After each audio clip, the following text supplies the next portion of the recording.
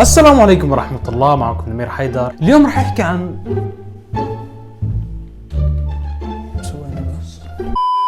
المهم عن شو كنا عم نحكي؟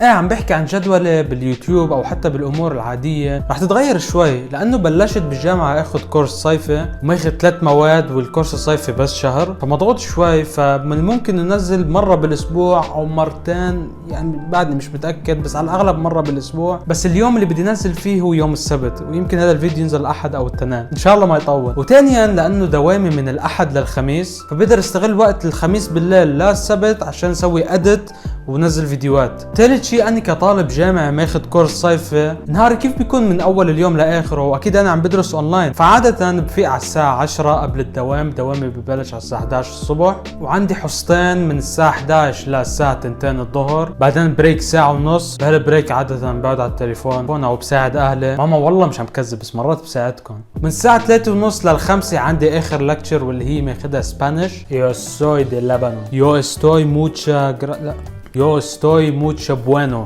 عفا عليكم، انا مترجم لكاسا دي بابيل.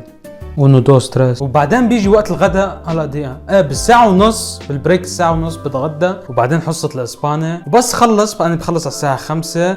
على الساعة 6 بروح بلش تمرين، بروح على النادي. حاليا انا بعمل كارديو اكثر ما عم بعمل ويت ليفتنج او حديد، او حتى مرات بروح بمشي برا، يعني انا بفضل امشي برا بالطبيعة وهيك، والجو حلو بيكون. وبس خلص من الرياضة تقريبا بخلص على الساعة 7 ونص. بيجي هيك ترمي العشاء على الساعة 8 وشوي، وبعدين بس خلص عشاء براجع الدروس اللي اخذتها، يعني هيك من الساعة 9 للساعة 10 تقريبا. وبس خلص بروح بلعب اونلاين مع رفقاتي ساعة ساعتين. الشباب اللي بيلعبوا وورزون احكوني على الانستغرام يا جماعة، بدي فوز. فهذا هو الروتين اللي قاعد بمشي فيه من الاحد للخميس. والجمعه عاده بظهر، فما بكون عندي وقت لصور وسوي اديت. بس الجمعه بالليل عم بحضر للفيديو الجاي، او حتى مرات بايام الاسبوع، يعني بمرق شي ربع ساعه ثلث ساعه عشان افكر على موضوع معين واعمل فيه ريسيرش، وبعدين يوم السبت اعمل له ريكورد. فهذا هو حاليا السكجول اللي عم بمشي فيه. فعشان هيك رح اكون مضغوط كتير.